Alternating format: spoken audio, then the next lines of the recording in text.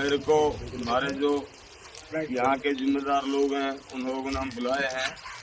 बाकी बारात यहाँ से गई है, उसकी वजह से थोड़ी आई है। और इंशाअल्लाह ताला मैं सब लोगों के लिए ये संदेश देना चाहता हूँ, ये मैसेज देना चाहता हूँ कि सोशल मीडिया के माध्यम से, आप लोगों के चैनलों के माध्यम से भी, कि डरावना माहौल के अंदर आप जितना विरोध करोगे, जितना डर के नजदीक रहोगे, उतना आपका डर भी निकलेगा। और डराने वाले लोग इंशाअल्लाह ताला अपने आप में अपने डर में ही डूब के मर जाएंगे इंशाअल्लाह ताला। आपको किसी से डरना नहीं है, बिल्कुल आपको झुकना नहीं है, और आपको अपना अधिकार की लड़ाई आखिरी सांस तक लड़नी होगी, चाहे आपको किसी भी हद पर पार करना पड़े। हर सांस तक संभव लड़ाई लड़ो। ये आपका भी अधिकार है, ये मेरा भी अधिकार है, सबका अधिकार है।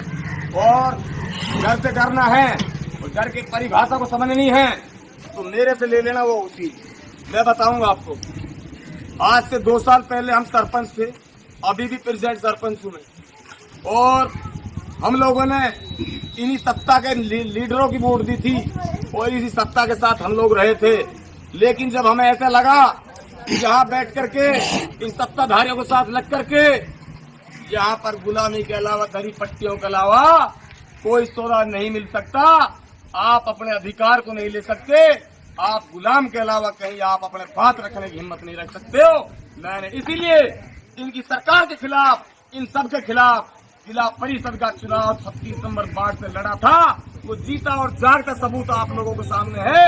अगर चापलूसी करता, तेल मालिश करता तो मैं करता, मुझे नहीं करनी इन लोगों की तेल मालिश चापलूसी। मैं आज इस कामा विधानसभा के दंगल में हूँ और AIMIM के टिकट से हूँ, असदुद्दीन ओवैसी साहब के दिशा निर्देश से हूँ। असद साहब जो आपकी कौम मिल्लत के लिए, आप सबके लिए लड़ाई लड़ने की हिम्मत रखता है, वो भी अकेला सांसद वहां बैठा है। इम्तियाज जलील साहब वहां बैठे हैं दिल्ली पार्लियामेंट में, वो अपनी बेबाक तरीके से आवाज उठाने की हिम्मत रखते हैं। जब वो बोलते हैं तो ना तो कांग्रेसियों की हिम्मत पड़ती है बात करने के लिए, ना बीजेपी के नरेंद्र मोदी अमित शाह की हिम्मत पड़ती है बात करने के लिए। उनके अंदर जुनून है अपनी कौम मिल्लत का, उनके अंदर हिम्मत रखते हैं वो दलितों के अधिकार का, गरीब और मजलूमों के अधिकार का। वो है असली मुसलमान। आप सबसे पहले मुसलमान बनिए, वरना आपको मुसलमान रहने का अधिकार नहीं है। आप लोगों ने गुलामी करी तो मुसलमान का काम और गुलामी करने का कोई अधिकार नहीं है। मुसलमान का काम है अपने हक की आवाज उठाना, अपने न्याय के लिए बोलना। ये वो मेव जो खानवा के युद्ध में कट गया। आप गुलाम मेव नहीं रहना है, आपको आजाद रहना है, आपको खाड़ के फेंक देना है सत्ताधारियों को, चाहे वो कोई भी हो, बीजेपी का हो, चाहे कांग्रेस का हो, चाहे कोई और हो। ये आपकी पैमाइश है, ये आपकी जागीर है, ये आपकी जमीन है।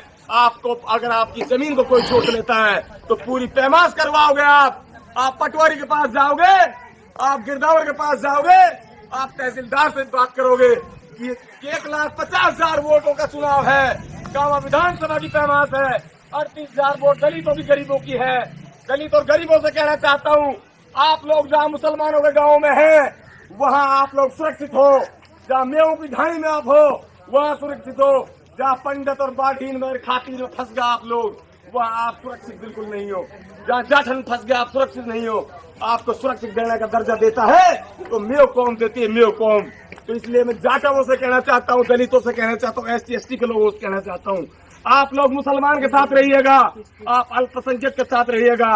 ओवैसी साहब की पतंग पे वोट देनी अब की बार, कामा विधानसभा में बदलाव लाना है। 1,50,000 वोटों में से 1,25,000-30,000 वोट डलनी है, जिनमें 10-5,000 कहीं कांग्रेस सीट दे देंगे। 1,00,000 वोट लेके इनसे अल्लाह ताला बीजेपी का फेंकेंगे निकाल के भी, और कांग्रेस ने भी आगे घर साथ अलग, उलड़ अलग और नूनी घी अलग।